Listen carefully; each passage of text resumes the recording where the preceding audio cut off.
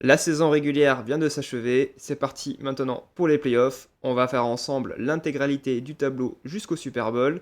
Alors évidemment, ça va être des pronostics un peu plus à chaud. Je vous ferai dans tous les cas une vidéo un peu plus longue pour les pronos, notamment pour cette semaine, ce qui arrive dès ce week-end, avec le wildcard round. On commence tout de suite avec le premier match. Alors on va faire dans l'ordre de ce que j'ai sous les yeux, d'accord? Ce ne sera pas forcément dans l'ordre des playoffs de ce week-end.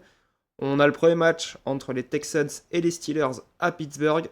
Et autant vous dire que c'est un match qui va être surtout défensif. On a vraiment deux très bonnes défenses l'une face à l'autre. Une défense des Texans qui semble quand même un peu meilleure. On a une équipe qui vraiment a été peut-être la meilleure défense de cette année, avec notamment une ligne défensive autour des defensive ends et des defensive tackles qui était vraiment très impressionnante. Au vu de ce qu'a montré Pittsburgh sur les dernières semaines au niveau du jeu, notamment en attaque, où c'était vraiment compliqué, je vois plutôt les Texans s'imposer sur ce match.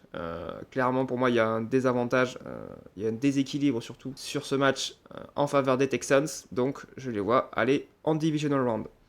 Ensuite, on a ce qui est peut-être la plus grosse affiche, au moins du côté de l'AFC, entre les Bills et les Jaguars à Jacksonville. Gros avantage pour Jacksonville, ils sont à domicile. S'ils avaient dû aller jouer à Buffalo avec cette température en janvier, peut-être qu'on aurait eu droit à un snow game. Ça n'aurait pas été facile pour eux. Là, franchement, le fait d'être à domicile, c'est un gros avantage. C'est rare que l'avantage à domicile soit important en NFL, mais là, pour le coup, ça l'est. Sur ce match, je vois un match qui va être très compliqué déjà à pronostiquer. On a en soi une équipe de Jacksonville qui a été meilleure cette saison, mais Buffalo arrive avec beaucoup plus d'expérience que les Jaguars. On a une équipe de Buffalo qui est en playoff depuis 4 ou 5 ans. Ils ont manqué aucun playoff depuis ce temps-là. Donc ça va être vraiment très équilibré. Sur ce qu'on a vu, j'ai envie de partir sur les Jaguars parce que les Jaguars me paraissent vraiment être quasiment la meilleure équipe de l'AFC. Les Bills sont bons en attaque, mais en défense, c'est un peu plus délicat, alors que les Jaguars me semblent vraiment complets partout. Ils ont un quarterback qui est très bon cette année, Trevor Lawrence qui fait sa meilleure saison depuis qu'il est arrivé à Jacksonville. Une défense qui est très efficace aussi. Donc il me semble un peu mieux armé, notamment à la maison. Ensuite, on arrive au match entre les Chargers et les Patriots. Et pour le coup, il me semble que c'est le match peut-être le plus déséquilibré sur cette semaine de playoff, en tout cas du côté de l'AFC. On a des Patriots vraiment qui ont été vraiment très forts cette année. Alors effectivement, ils n'ont pas forcément eu un calendrier très difficile, ils ont eu une difficulté de calendrier qui était peut-être la plus simple de la NFL. Mais les matchs, ils les ont gagnés. Et puis ils ont gagné des matchs face à de grosses équipes. Ils ont battu Tampa Bay, ils ont battu Buffalo. Donc quand même, ils sont capables d'aller gagner des matchs face à des adversaires qui sont difficiles à battre. Sur ce match, je vois plutôt les Patriots s'imposer. Je vois Drake May bien au-dessus. D'autant plus que l'attaque des Chargers, c'est pas trop ça récemment. Justin Herbert, il est très bon, mais le problème, c'est qu'il est pas très bien défendu par sa ligne offensive. Je vois plutôt une équipe des Patriots bien bloquée défensivement les Chargers. Et au final, un Drake May qui va peut-être trouver facilement ses receveurs ou un Trevelyan Anderson qui va trouver de l'espace dans la défense des Chargers. La défense à la course des Chargers, c'est pas ce qui se fait de mieux en NFL. Donc voilà, du côté de l'AFC. On passe maintenant du côté de la NFC, et là, on a le premier match auquel on aura droit dès samedi soir à 22h30, entre les Rams et les Panthers. Alors ce match, déjà, c'est un remake du match qui avait eu lieu en saison régulière. Un match qui avait eu lieu donc à Carolina aussi, dans des conditions assez difficiles. Il avait beaucoup plu ce jour-là. C'était pas forcément très facile de développer du beau jeu. Et les Panthers s'étaient imposés. Il s'était imposé dans des conditions donc très compliquées évidemment. Maintenant, à savoir quel sera le temps sur Carolina samedi soir. Si on a un bon temps, honnêtement, je vois quand même les Rams supérieurs. Je vois les Rams supérieurs parce qu'ils ont une meilleure attaque. Matthew Stafford qui fait quand même une très grosse saison. Puka Nacua qui est peut-être le meilleur receveur de la ligue avec Jackson Smith et Njigba. On a Devontae Adams qui va revenir normalement pour le match de samedi soir. Donc ça fait une arme en plus pour les Rams. En face, les Panthers, ils ont une attaque qui peut faire des dégâts, effectivement. Ils ont un bon trio avec Chuba Hubbard, Macmillan et Bryce Young. Mais défensivement, ça peine un petit peu quand même. Les Panthers, c'est quand même pas l'équipe qui est la plus connue pour sa grosse défense. Face à l'attaque des Rams, qui est vraiment très efficace, qui est la meilleure de la ligue, honnêtement, je vois les Rams s'imposer. Ensuite, on a peut-être le plus gros choc du côté de la NFC. En tout cas, moi, c'est un match qui me hype énormément. Celui-là, je crois qu'il est dimanche soir à 22h30, donc en plus, c'est un horaire qui est plutôt sympa pour nous en France. Les 49ers qui vont chez les Eagles. C'est un match, alors, il est hypant par l'histoire des équipes, c'est-à-dire que on a les deux équipes qui ont fait les 3 derniers Super Bowls du côté de la NFC déjà. On a des équipes, donc les Eagles qui ont gagné le Super Bowl cette année, les 49ers qui l'ont gagné 5 fois, donc c'est une grosse affiche historique, on va dire, de la NFL. Et pourtant, c'est peut-être un match qui sera pas forcément très beau non plus. Parce que on connaît les Eagles. On connaît les Eagles, une très grosse défense qui encaisse très peu de points, mais en même temps, une attaque qui patine totalement cette année. Quand on a connu l'attaque des Eagles la saison dernière, c'est vrai que c'est un peu frustrant de les voir jouer cette année en attaque. En face, les 49ers, c'est un peu l'inverse, c'est une très grosse attaque, très très grosse attaque. Alors notamment autour du duo Brock Purdy, Christian McCaffrey évidemment, Christian McCaffrey qui prend peut-être 80% des balles que distribue Brock Purdy. Mais au-delà de ça, au-delà de la grosse attaque, les 49ers, c'est pas une très bonne défense. Alors ils n'ont pas pris beaucoup de points cette semaine face à Seattle, mais parce que Seattle aussi est plutôt en difficulté offensivement en ce moment. Mais ils ont encaissé pas mal de points face aux Colts, ils ont encaissé 38 points face aux Bears, donc c'est assez difficile.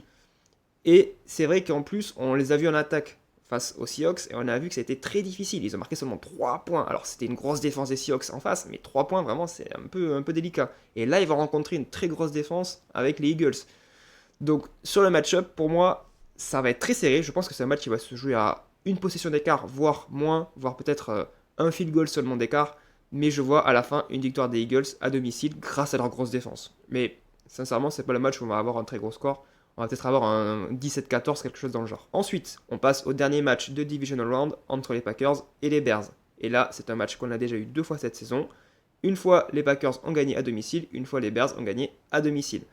Sur les match-ups, c'était très serré à chaque fois. À chaque fois, ça s'est joué à moins d'une possession d'écart. Le dernier à Chicago s'est joué même en prolongation sur un superbe retour des Bears. Si on regarde directement les classements, on voit que les Bears ont fait une meilleure saison que les Packers. Ils ont été beaucoup plus réguliers que Green Bay. Maintenant, Chicago arrive dans une mauvaise passe. Ils viennent d'enchaîner 2 défaites justement depuis leur victoire face aux Packers. Ils se sont un petit peu relâchés avec des défaites face aux 49ers où ils ont pris quand même plus de 40 points. Et face aux Lions où ils ont été menés 16-0, même s'ils sont un peu revenus sur la fin, mais c'était quand même un match difficile. Et c'est une équipe qui n'a pas fait les playoffs depuis un certain temps quand même. Donc ils arrivent dans un environnement qui est totalement inconnu pour eux. Et pour cette raison, je vois les Packers s'imposer. Ça va être très difficile. C'est une équipe de Packers qui a plus l'habitude des playoffs, même s'ils ont perdu tous leurs matchs de playoffs récemment. Mais ils ont l'habitude d'être dans ces moments-là. Donc je pense que ça peut faire la différence, d'autant plus que Jordan Love va revenir. Et ça pourrait être un atout pour cette équipe-là. Donc voilà, on a nos résultats pour le Wildcard Round. Et maintenant, on va passer au Divisional Round. Les matchs qui commencent vraiment à être très très très rapprochés du Super Bowl. On regarde les affiches vite fait, donc on a un très beau Jaguars-Patriots, ça je pense que ça peut être un des matchs de ces playoffs. Un match qui promet défensif entre les Texans et les Broncos. Un Rams-Eagles qui serait tout simplement la revanche du Divisional Round de l'année dernière à Philadelphie. On se souvient de ce match qui est fini sous la neige, c'était très impressionnant à voir. Où les Rams d'ailleurs avaient failli gagner. Et un Packers-Seahawks qui semble quand même déséquilibré. Si on commence par ce Jaguars-Patriots, déjà on peut dire que c'est un match qui devrait être un match de quarterback. On a un Trevor Lawrence qui a fait une très très bonne saison cette année. On a un Drake May qui devrait récupérer a priori le titre de MVP. En tout cas, moi je voterai pour lui personnellement. Donc ça devrait être assez spectaculaire. C'est pas les 2 meilleures défenses de la ligue. C'est pas des équipes qui sont connues pour être très fortes défensivement. La défense des Jaguars me semble quand même un peu plus adaptée à des gros matchs comme ça que celle des Patriots. Pour cette raison-là, je vois les Jaguars s'imposer. Je vois les Jaguars s'imposer. Honnêtement, c'est l'équipe qui me fait le plus peur, mais dans le bon sens. C'est-à-dire que c'est une équipe qui me semble vraiment redoutable et qui peut vraiment aller très loin dans cette NFL. Ensuite, on a le match entre les Texans et les Broncos. Donc, comme je vous l'ai dit, ça risque d'être un match assez défensif. On a certainement 2 des 3 meilleures défenses de la ligue avec Seattle. On a des équipes surtout qui sont très fortes au niveau de la ligne défensive. C'est-à-dire que les Broncos, c'est ceux qui font le plus de sacs de toute la ligue. Les Texans, c'est pareil, ils ont 4 ou 5 joueurs qui sont capables de faire des sacs assez régulièrement. Donc autant vous dire que ça va être très compliqué pour les quarterbacks. Et dans un match où on a 2 grosses défenses qui s'affrontent, la différence devra venir d'ailleurs, donc plutôt de l'attaque. Au niveau de l'attaque, on sait que Denver a eu pas mal de difficultés ces derniers temps. C'est pas l'équipe qui a marqué le plus de points. Bonix s'est fait pas mal intercepter, notamment dans le match face aux Jaguars. En face, CJ Stroud, c'est pas un mauvais quarterback du tout. Il a eu des difficultés en début de saison, puis après il a été absent, puis quand il est revenu ça commençait à aller un peu mieux, donc l'attaque des Texans commence à tourner un peu mieux, notamment que pendant le début de la saison. Après, il faut choisir une des 2 équipes, et si jamais le match avait eu lieu sur un terrain neutre ou à Houston, je serais parti directement sur Houston. Mais on est à Denver, on va avoir déjà un match en altitude, pour lequel les Broncos sont plus habitués, et en plus de ça, un match à domicile avec le public des Broncos qui est très réputé pour être un très gros public. Donc je pense que ça va être très très très serré, mais qu'à la fin, les Broncos vont s'imposer. J'imagine bien un field goal sur la dernière action à 3 secondes de la fin du match qui enterre les espoirs des Texans. Ensuite, on passe du côté de la NFC, et donc ce rematch de la saison dernière entre les Rams et les Eagles. On a un affrontement qui est plus serré que l'année dernière pour moi. L'année dernière, on avait vraiment des Eagles qui arrivaient favoris, avec une très grosse attaque, une très grosse défense. Des Rams qui étaient très bons, attention, hein. Déjà l'année dernière c'était très bon. Ils avaient une très grosse défense, mais l'attaque fonctionnait un peu moins bien. Cette année, la défense pour moi des Rams est légèrement en dessous de celle des Eagles. Par contre, l'attaque est largement au-dessus. L'attaque des Rams est bien meilleure que celle des Eagles. Le problème des Rams, c'est qu'ils viennent de perdre 2 matchs sur les 3 derniers. Même la victoire face à Arizona n'était pas très impressionnante cette semaine. Elle s'est décidée surtout dans le dernier quart-temps. Donc ça handicape un petit peu les Rams. Les Eagles, c'est un peu la même chose. C'est pas l'équipe la plus constante de l'année. Ils ont perdu des matchs, notamment dans leur division, face aux Giants, face aux Cowboys, face aux Commanders, qui sont pas des très grosses équipes. Donc finalement, ça va être vraiment très serré. Je pense que c'est le genre de match qui peut vraiment se jouer sur les derniers instants, peut-être même aller en prolongation. Sur l'ensemble de l'affrontement, je vais partir sur les Rams. Je vais partir sur les Rams parce qu'ils me semblent quand même beaucoup plus complets, au moins cette saison. En soi, les Eagles sont peut-être des plus grandes stars, mais les Rams ont des joueurs qui sont vraiment au rendez-vous cette saison. Ce qui n'est pas le cas cette année des Eagles, notamment en attaque. Saquon Barkley, quand on l'a connu l'année dernière, vraiment c'est une déception cette année. Jalen Hurts, c'est pareil, il est vraiment beaucoup moins bon que l'année dernière. AJ Brown, à la limite, c'est le seul qui tient encore un tout petit peu la baraque, mais même lui, c'est pas encore au niveau de l'année dernière. Donc vraiment, pour moi, c'est les Rams qui s'imposent, mais dans un match vraiment très serré. Enfin, dernier match de ce Divisional Round, et là, c'est le grand écart. Les Packers, 7ème équipe de la NFC, contre les Seahawks, première équipe. On est au Lumen Field, donc le stade des Seahawks. Un rematch de la saison 2015, si vous l'avez vu ce match. C'est le match qui était juste avant le Super Bowl 49, où les Seahawks avaient fait une remontée incroyable face aux Packers. Je crois qu'ils s'étaient menés 16-0, ils avaient fini par s'imposer en prolongation. Enfin, un des matchs qui m'a fait aimer la NFL. Et donc, on est un petit peu sur cet affrontement. C'est un peu David contre Goliath cette année, parce que les Packers ont l'expérience des playoffs, mais Seattle, c'est une machine de guerre. Seattle, en défense, ils ne laissent rien passer, mais vraiment rien de rien de rien de rien. Ils ont encaissé seulement 3 points face aux 49ers. Moi, c'est une stat vraiment qui me marque, vraiment. Là, en plus, ils vont affronter une attaque qui n'est pas très efficace. Leur attaque à eux, qui n'est pas forcément la meilleure du moment, va affronter une défense qui n'est plus aussi efficace qu'avant. Clairement, sur ce match, pour moi, il n'y a pas photo. C'est victoire des Seahawks. Une victoire des Seahawks qui nous amène donc au tour suivant, les finales de conférence. Et là, on a 2 énormes matchs, franchement. Un Jaguars-Broncos, qui sera aussi la rematch de ce qu'on a vu cette saison, avec, on s'en souvient, une victoire des Jaguars à Denver, donc tout est possible.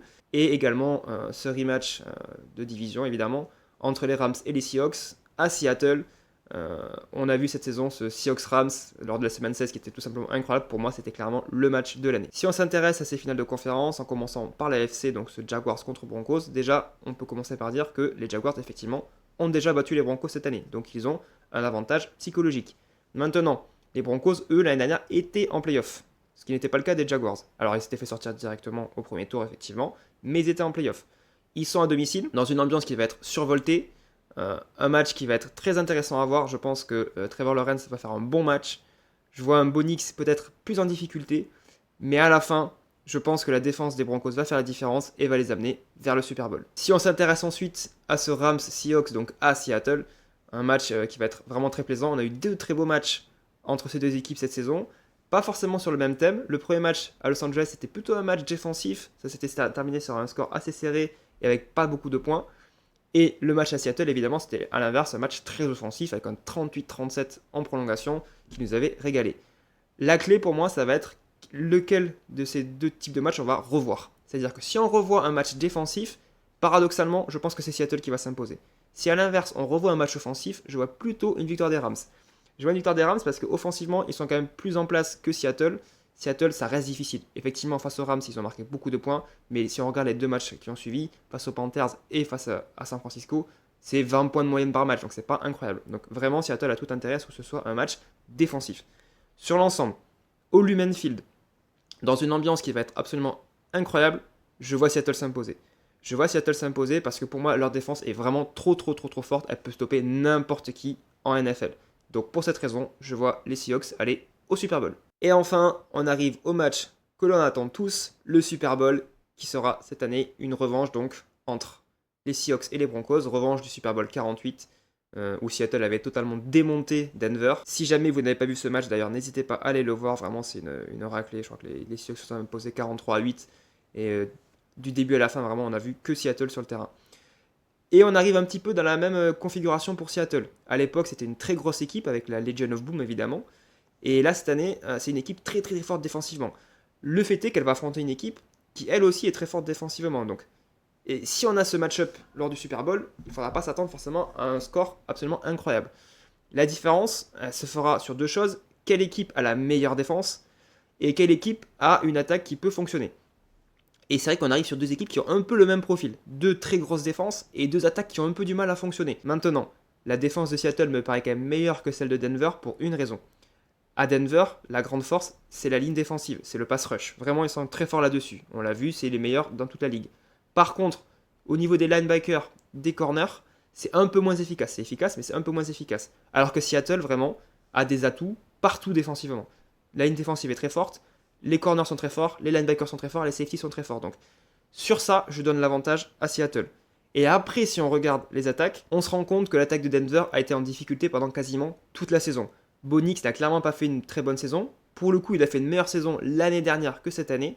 A l'inverse, l'attaque des Seahawks est en difficulté en ce moment, mais il faut dire qu'elle était capable de faire des vraies grosses performances quand elle était lancée. La clé pour Seattle sur ce match-là, ce sera vraiment d'avoir du rythme, de trouver son rythme, d'enchaîner les premières tentatives. Si elle arrive à enchaîner les premières tentatives, clairement l'attaque des Seahawks sera bien meilleure que celle des Broncos.